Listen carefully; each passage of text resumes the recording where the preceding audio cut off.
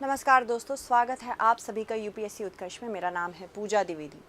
जिस प्रकार से इस समय भारत और कनाडा के संबंध खराब हो रहे हैं, हम ऐतिहासिक दृष्टिकोण से अपने सबसे निचले स्थिति में हैं कनाडा के साथ, और ये पूरी स्थिति बनाई गई है हाल ही में एक इंडियन डिप्लोमेट को कनाडा द्वारा पर्सन ऑफ इंटरेस्ट घोषित करके। निज्जर हत्याकांड, जो कि कनाडा और इंडिया के बीच में एक बोन ऑफ कंटेंशन बना हुआ है, इसी को नज़र में रखते हुए कनाडा ने एक इंडियन डिप्लोमेट को भारत की एम्बेसी, जो कि कनाडा में स्थित है, वहाँ पे उसको उन व्यक्ति को पर्सन ऑफ इंटरेस्ट बता दिया है। पर्सन ऑफ इंटरेस्ट का मतलब है कि निज्जर हत्याकांड में कहीं ना कहीं ये व्यक्ति भी मिले हुए थे। निज्जर, हमें याद रखना है, इनकी हत्या हुई है कनाडा में, और जिस प्रकार से निज्जर की हत्या हुई है, इस पर कनाडा ने भारत के ऊपर बहुत सारे आरोप लगाए हैं, और भारत इस स्थिति से बिल्कुल भी खुश नहीं है। टाइम एंड अगेन ये लगाया जा रहा है, पर भारत ने इस पे चर्चा भी की है। भारत ने ये भी कहा है हमें आपने एविडेंस नहीं दिया है। इनफैक्ट यूएसए भी यहाँ पे कनाडा के साथ खड़ा हुआ है। चलिए इसको हम देखते हैं किस प्रकार से ये कार्य हो रहा है। कनाडा से रिश्तों में तनाव के बीच भारत ने हाल ही में कार्यकारी high commissioner Stewart Ross wheeler समेत 6 कैनेडियाई डिप्लोमेट्स को देश से निष्कासित कर दिया है। ये एक डिप्लोमेटिक वॉर छिड़ गई है। अगर आप हमारे डिप्लोमेट को पर्सन ऑफ इंटरेस्ट कहेंगे तो हम विड्रॉ कर लेंगे और आपके सारे डिप्लोमेट्स को हम बाहर कर देंगे। हालांकि ये जो स्थिति बनी है ये आज की नहीं है, ये स्थिति पिछले 2 वर्षों से लगातार बनती चली आ रही है। भारतीय विदेश मंत्रालय ने कनाडा में अपने हाई कमिश्नर संजय कुमार वर्मा को भी वापस बुला लिया। यह कार्रवाई ट्रूडो सरकार की हाल ही में भेजी एक चिट्ठी के बाद हुई। इसमें भारतीय हाई कमिश्नर और कुछ दूसरे डिप्लोमेट्स को कनाडाई नागरिक की हत्या में संदिग्ध बताया। हालांकि कनाडाई नागरिक की जानकारी नहीं दी, लेकिन इसे खालिस्तानी आतंकी हरदीप सिंह निज्जर की हत्या से जोड़कर देखा जा रहा है। इसके एक दिन बाद ही भारत ने सख्त रुख अपनाया और कनाडाई राजदूत को तलब कर कहा, कनाडा ने जो आरोप लगाए वह आधारहीन है, इसके लिए हमारे पास कोई एविडेंस नहीं आया है। इसके बाद भारत ने कनाडा में अपने हाई कमिश्नर अन्य डिप्लोमेट्स वापस बुलाने की जानकारी दी। एक प्रेस बयान में कनाडाई राजनयिकों का नाम बताते हुए भारत ने यह भी कहा कि उन्हें 19 अक्टूबर 2024 को रात 11:59 बजे तक या उससे पहले छोड़ने के लिए कहा गया। पिछले सप्ताह लाओस में पूर्वी एशिया शिखर सम्मेलन के दौरान प्रधानमंत्री नरेंद्र मोदी और कनाडा के प्रधानमंत्री जस्टिन ट्रूडो के बीच एक बैठक हुई। उसके कुछ दिनों बाद ही दोनों देशों के बीच में तनाव बढ़ा। इसके अलावा हरदीप सिंह निज्जर ये भारत में वांटेड था, कनाडा में बहुत प्यारा था। अब आप सोचते होंगे कि जस्टिन ट्रूडो की सरकार खालिस्तानी समर्थक क्यों है। जस्टिन ट्रूडो को सत्ता में बने रहने के लिए खालिस्तानी सपोर्ट करना ज़रूरी है, क्योंकि इनकी जो सरकार है वो कोलिशन है। जिस प्रकार से इनकी गठबंधन की सरकार है, जिस गठबंधन में इनको सबसे ज़्यादा समर्थन दिया गया है वो खालिस्तानियों ने दिया है। और कनाडा में खालिस्तानी एक बहुत ही प्रोमिनेंट, खालिस्तानी जितने भी हैं, जितने भी लोग चाहते हैं कि एक अलग से देश बने, पंजाब, हरियाणा, कुछ क्षेत्र दिल्ली के, कुछ क्षेत्र यूपी के और पाकिस्तान से कुछ क्षेत्र मिला के एक अलग सा देश बने, ये भारत के टुकड़े करने की बात करता है। भारत में सेसेशन का अधिकार नहीं है। हम कोई संघ नहीं है जिसमें हमने अमेरिका की तरह कोई प्रॉमिस किया हो, जिससे जैसे अमेरिका में 50 स्टेट्स ने प्रॉमिस किया कि जब तक हमारा समन्वय बना रहेगा यूएसए बरकरार रहेगा। भारत में ऐसा कुछ भी नहीं है। भारत किसी भी क्षेत्र को अपने क्षेत्र से अलगाववाद करने की, किसी भी प्रकार की बात करने के लिए समर्थन नहीं दिया जाता है। ये हमारे संविधान में है। तो ये कनाडा में दुलारा था। इसका जन्म 11 अक्टूबर 1977 को हुआ था। ये जालंधर जिले का भार सिंहपुरा इस जगह पे इसका जन्म हुआ था। 1995 में खालिस्तान टाइगर फोर्स यानी कि केटीएफ का एक एक्टिव मेंबर था। इसके बाद 1995 पंजाब पुलिस ने स्पेशल ऑपरेशन चलाकर हरदीप सिंह निज्जर को गिरफ्तार किया। 1997 में सुरक्षा एजेंसियों से बचकर देश छोड़कर ये कनाडा पहुंचा। 1998 जून में कनाडा की नागरिकता के लिए वहां से इमिग्रेशन विभाग से आवेदन किया। इसने कनाडा की रहने वाली एक लड़की से शादी की, कनाडा के कोर्ट में नागरिकता के लिए आवेदन किया। 2007 में पंजाब के एक सिनेमा घर में हुए बम धमाके में निज्जर को मुख्य आरोपी भी बताया गया था। 2014 में भारत सरकार ने निज्जर के खिलाफ गिरफ्तारी वारंट जारी किया और मार्च महीने में कनाडा की नागरिकता 2015 में मिल गई। केंद्रीय गृह मंत्रालय ने निज्जर को आतंकी घोषित किया 2020 में। 2022 एनआईए ने निज्जर को भगौड़ा घोषित किया, 10 लाख का इनाम इसके ऊपर रखा गया। और 18 जून को निज्जर की गोली मारकर हत्या कर दी गई 2023 में, और इसी को लेकर सारा विवाद चल रहा है। कनाडा में अक्टूबर 2025 में संसदीय चुनाव है। असल में खालिस्तानी समर्थकों को कनाडाई प्रधानमंत्री जस्टिन ट्रूडो की पार्टी का एक बड़ा वोट बैंक माना जाता है। जैसे कि मैंने कहा कि अगर ट्रूडो को अपनी सत्ता बचानी है तो ट्रूडो को खालिस्तान को समर्थन देना ही पड़ेगा। पर क्या इसका प्राइस वो नहीं देख रहे हैं? आज ट्रूडो की सरकार है, कल शायद नहीं रहेगी, पर भारत और कनाडा का संबंध तो हमेशा के लिए खराब होने को दिख रहा है। हालांकि पिछले महीने ही ट्रूडो सरकार में शामिल खालिस्तान समर्थक जगमीत सिंह ने एनडीपी पार्टी ने अपने समर्थन को वापस भी लिया है। गठबंधन टूटने की वजह से ट्रूडो सरकार अल्पमत में आ गई है। हालांकि 1 अक्टूबर को हुए बहुमत परीक्षण में ट्रूडो की लिबरल पार्टी को एक दूसरी पार्टी का समर्थन मिल गया। इसके अलावा ट्रूडो ने फ्लोर टेस्ट पास किया इसी वजह से। इसके अलावा 2021 की जनगणना के मुताबिक कनाडा की कुल आबादी 3.89 करोड़ है। इसमें 18 लाख भारतीय हैं। ये कनाडा की कुल आबादी के 5% हैं। इनमें से 7 लाख से अधिक सिख हैं, जो कि कुल आबादी का 2% है। कनाडा नॉर्थ अमेरिका में एक बहुत इंपॉर्टेंट कंट्री है, जो कि यूएसए के साथ अपनी सीमा साझा करती है। कनाडा मुख्य रूप से अगर आप देखेंगे तो ये आर्कटिक सर्कल के बहुत ही पास है, और यहाँ पे बहुत सारे भारतीय भी हैं। इसमें विनीपेग से लेके रेजिना, एडमॉन्टन से लेके येलोनाइफ और व्हाइट हॉर्स तक भारतीय फैले हुए हैं। साथ ही साथ क्यूबेक और ओंटारियो जैसे इसके क्षेत्र जो हैं वो खालिस्तानी समर्थकों से भरे हुए हैं। भारत ने 1947 में कनाडा के साथ राजनयिक संबंध स्थापित किए थे, और दोनों संघीय ढांचे में समानता साझा करते हैं, क्योंकि एक मजबूत केंद्र के साथ संघ और केंद्र की में अपशिष्ट जितनी भी शक्तियां हैं वो केंद्र में निहित है। ये हमने कनाडा से ही ली थी। शीत युद्ध के युग के दौरान दोनों देशों में अपनी साझा राष्ट्रमंडल स्थित हुई। संयुक्त राष्ट्र जैसी अंतर्राष्ट्रीय संस्थानों के लिए आपसी समर्थन के कारण समान आधार मिला।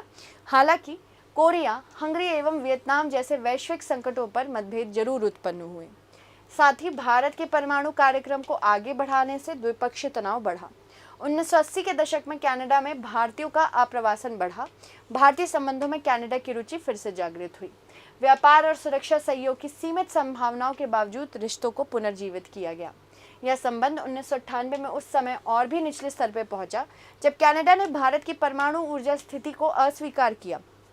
1998 में जब हमने पोखरण 2 कराया था, भारत उस समय ऐसी स्थिति में था जब टेंशन्स पाकिस्तान के साथ भी बढ़ रही थी, और चाइना और पाकिस्तान दोनों ही न्यूक्लियर वेपन कंट्रीज बन चुके थे।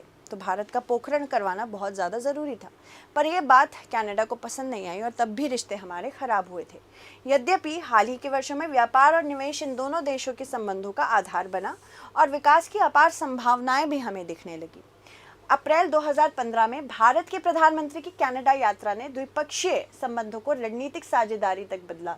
हाल के वर्षों में दोनों देश आपसी महत्व के कई क्षेत्रों में द्विपक्षीय सहयोग बढ़ाने के लिए कार्य कर रहे हैं। आर्थिक संबंध हमारे काफ़ी मजबूत रहे हैं। हाल के समय में भारत और कनाडा के बीच द्विपक्षीय व्यापार प्रतिवर्ष $6 बिलियन का था। कनाडा में भारतीय निवेश का मूल्य $4 बिलियन से अधिक था। इन्वेस्ट इंडिया ने यह भी बताया कि अप्रैल 2000 से मार्च 2023 तक लगभग $3,306 मिलियन के कुल निवेश के साथ कनाडा भारत का 18वां सबसे बड़ा विदेशी निवेशक है। दोनों देश साथ में एक व्यापक आर्थिक साझेदारी समझौते के लिए तकनीकी वार्ता में भी जुड़े हुए हैं। इसमें वस्तुओं एवं सेवाओं का व्यापार, निवेश एवं व्यापार की सुविधाएं जैसे विषय भी शामिल हैं। कनाडा में अध्ययनरत भारतीय छात्र कनाडा में अंतर्राष्ट्रीय छात्रों की कुल आबादी के 40% हैं। कनाडा का बौद्धिक संपदा कार्यालय intellectual property right office Bharat का औद्योगिक नीति एवं संवर्धन बौद्धिक संपदा अधिकार के क्षेत्र में सहयोग को सशक्त कर रहा है। इसरो और कनाडाई अंतरिक्ष एजेंसी के बाह्य अंतरिक्ष के अन्वेषण एवं उपयोगिता पर समझौता ज्ञापन पर हस्ताक्षर हुआ है। इसरो की वाणिज्यिक शाखा एंट्रिक्स ने कनाडा के लिए कई नैनो उपग्रह भी लॉन्च किए हैं। इसरो द्वारा वर्ष 2018 में भारतीय अंतरिक्ष केंद्र श्रीहरिकोटा से लॉन्च किए गए 100वें सैटेलाइट PSLV में कनाडा का पहला लो अर्थ ऑर्बिट उपग्रह भी शामिल था। भारत और कनाडा का विवाद किस प्रकार से हाल में बढ़ा है? 2023 में 18 सितंबर को कनाडाई प्राइम मिनिस्टर जस्टिन ट्रूडो ने भारत पर निज्जर की हत्या का आरोप लगाया। कनाडा ने भारत में एक सीनियर डिप्लोमेट को निकाला भी। भारत ने भी कनाडा के एक सीनियर डिप्लोमेट को निकाला 19 सितंबर 2023 में। 20 सितंबर 2023 में भारत ने कनाडा में रहने वाले अपने नागरिकों के लिए एडवाइजरी जारी की। भारत विरोधी एक्टिविटी को देखते हुए ये भी कहा गया कि जो बाकी लोग हैं, जो खालिस्तानी सपोर्टर नहीं हैं और जो भारत के लोग हैं, भारत के सपोर्टर हैं, वो सतर्क रहें, क्योंकि उन पर भी हमले बढ़ते जा रहे थे। 21 सितंबर 2023 में भारत ने कनाडा के लोगों के लिए वीज़ा सेवाएं भी सस्पेंड की। विदेश मंत्रालय बोला, हमारे डिप्लोमेटिक यूनिट को धमकियां लगातार मिल रही हैं। 23 सितंबर 2023 में प्राइम मिनिस्टर ट्रूडो ने कहा कि कुछ हफ्ते पहले भारत से सबूत शेयर किए गए। 13 अक्टूबर 2024 में कनाडा ने भारत को एक चिट्ठी भेजी। इस चिट्ठी में हाई कमिश्नर संजय वर्मा और अन्य डिप्लोमेट्स को एक मामले में संदिग्ध बताया। 14 अक्टूबर 2024 में भारत ने हाई कमिश्नर और अन्य डिप्लोमेट्स को वापस बुलाने का भी फैसला लिया। भारत सरकार ने कनाडा के भीतर कुछ सीमांत समूहों की उपस्थिति के गतिविधियों में लगातार चिंताएं बताई थी। मतलब ऐसा नहीं है कि भारत ने शुरू में चिंताएं नहीं जाहिर की हों। Canada specially Trudeau family Khalistani समर्थकों के बहुत करीबी माने जाते हैं। जिस प्रकार से ओपनली कनाडा में ट्रूडो फैमिली स्पेशली क्या यहाँ पे खालिस्तानी समर्थन बनी है और खालिस्तानी एक्टिविटीज़ को बिना रोके, बिना किसी प्रोहिबिशन के चलने देती है, इस पर भारत ने बहुत गंभीर आरोप लगाए थे। भारत में एक स्वतंत्र सिख राज्य खालिस्तान के विचार के प्रति सहानुभूति रखते हैं, ऐसे लोग वहाँ पे बैठे हैं। हाल के वर्षों में कनाडा में खालिस्तान मुद्दे की वकालत करने वाले मुखर सिख प्रवासी की उपस्थिति के कारण खालिस्तानी मुद्दों में कनाडा में अधिक प्रमुख हो गए हैं। भारत ने कनाडा स्थित खालिस्तान समर्थकों के प्रभाव के बारे में चिंता भी बताई। उनके खिलाफ कड़ी कार्रवाई नहीं करने के लिए कनाडा की आलोचना भी की। सितंबर 2023 में तनाव खालिस्तानी मुद्दे पर भारत और कनाडा के बीच तनाव बढ़ा। कनाडाई प्राइम मिनिस्टर ने भारत पर एक सिख अलगाववादी की हत्या का आरोप लगाया। इसके अलावा फाइव आइज अलायंस, जो कि एक इंटेलिजेंस शेयरिंग अलायंस है, वो भी मुख्य रूप से चर्चा में आई। फाइव आइज में Australia, Canada, New Zealand, United kingdom और संयुक्त राज्य अमेरिका का एक खुफिया साझा नेटवर्क है। हाल ही के में साक्षात्कार में कनाडा में अमेरिकी राजदूत ने कहा कि फाइव आइज साझेदारी के बीच साझा खुफिया जानकारी ने कनाडा को कनाडाई प्राइम मिनिस्टर द्वारा किए गए दावे तक ले जाने में मदद भी की है। हाल ही में नई दिल्ली में आयोजित G20 शिखर सम्मेलन जब हुआ था, उसमें कनाडा और भारत के बीच कोई द्विपक्षीय वार्तालाप नहीं हुई, पर एक औपचारिक मुलाकात तक ही सीमित रही। कश्मीर की राजनीतिक स्थिति जैसे मुद्दों पर भिन्न दृष्टिकोण हैं भारत के और कनाडा के। खालिस्तान समर्थक गतिविधियों को चिंताओं को लेकर भारत कनाडा के बीच में संबंध खराब हो रहे हैं। हाल ही के वर्षों में ऐसी खबरें भी आई हैं कि भारतीय छात्रों ने कनाडा में अध्ययन करने के लिए वीज़ा प्राप्त करने में कठिनाइयों का सामना किया है। भारत कनाडा में अप्रवासियों का एक प्रमुख देश है, जो कि प्राकृतिक नागरिक के रूप में वहाँ पे बसा हुआ है। अधिकांश के पास भारत की विदेशी नागरिकता यानी कि ओवरसीज सिटीजन ऑफ इंडिया का कार्ड है, जीवन भर का भारतीय वीज़ा है और अर्ध दोहरी नागरिकता है। साथ ही स्थायी निवासी, जिनमें निवेशक, साथ ही साथ उद्योगपति, व्यवसायी लोग, उच्च कुशल ज्ञान पेशेवर से लेकर निम्न और मध्यम कुशल सेवा कर्मचारी भी हैं, जो बसे हुए भारतीय प्रवासी के अलावा हैं। अस्थायी आगंतुक भी हैं, जो अंतर्राष्ट्रीय छात्र, प्रशिक्षु, पर्यटक और उनके परिवार भी हैं। कनाडा की जनगणना 2021 में बताया था, देश में भारतीय मूल के 1.86 मिलियन से अधिक लोग रहते हैं। अर्थात जो देश है उसमें 36.99 मिलियन आबादी का लगभग 5% और 32 मिलियन मजबूत वैश्विक भारतीय प्रवासी का 5.8% है। आप्रवासन, शरणार्थी और नागरिकता कनाडा के आंकड़ों के अनुसार 2022 में अंतर्राष्ट्रीय छात्रों के लिए इतना कुल अध्ययन परमिट में से 40% से अधिक भारतीयों के लिए जारी किया है। जहां भारत कनाडा संबंधों को मजबूत करने का प्रयास हो, वहीं कई चुनौतियां भी आई, जैसे कि व्यापार में बाधाएं, स्पेशली इसमें टैरिफ और नॉन टैरिफ बाधाएं। आप हाई टैक्स लगा देंगे हमारी कंट्री में, तो उनके कंट्री से जितना माल आता है वो महंगा हो जाता है और हमारा जितना जाता है वहाँ वो महंगा हो जाता है। इसकी वजह से ये बाधाएं हैं। साथ ही साथ मानवाधिकार मुद्दे हैं, यानी कि अगर आप कश्मीर इशू की बात करेंगे, भारत और कनाडा, भारत इसे इंटीग्रल पार्ट मानता है और कनाडा इसे ऑक्यूपाइड पार्ट मानता है। कनाडा में वीज़ा और आप्रवासन नीतियों में बदलाव में भारत में चिंताएं भी पैदा हुई, क्योंकि हमारे बहुत सारे स्टूडेंट्स वहाँ जाके पढ़ते हैं। अफगानिस्तान, ईरान, चीन, पाकिस्तान और आतंकवाद जैसे मुद्दों पर भारत और कनाडा के दृष्टिकोण में बहुत डिफरेंस है, पर आगे की कुछ राह है जिसमें हमें सॉल्व करना होगा ये प्रॉब्लम, जैसे कि खालिस्तानी मुद्दे को द्विपक्षीय वार्तालाप से डेलीगेट्स की मदद से हल करने की कोशिश करना। जब तक आर्थिक विविधीकरण नहीं होगा तब तक हमारे पास इस पॉइंट के बियॉन्ड देखने का कोई चांस नहीं है। तो हमें इंश्योर करना होगा सर्विसेज एंड गुड्स में इन्वेस्टमेंट में हमें वार्तालाप बढ़ानी होगी, और साथ ही साथ people to people connect, influence of culture भी करना होगा। इसके अलावा रणनीतिक सहयोग में प्रमुख रणनीतिक क्षेत्रों में सहयोग करने की बात होनी चाहिए, जैसे कि आतंकवाद। इसके अलावा एक इससे क्वेश्चन आ सकता है, निम्न कथन पर विचार करें। Five eyes Australia, Canada, New Zealand, United kingdom और संयुक्त राज्य अमेरिका का एक खुफिया साझाकरण नेटवर्क है। इसरो की वाणिज्यिक शाखा एंथ्रिक्स ने कनाडा के लिए कई नैनो उपग्रह लॉन्च किए हैं। तो आपको बताना होगा कौन सा कथन सत्य है। भारत कनाडा के संबंध में तनाव के हालिया कारणों पर आपको चर्चा करनी है।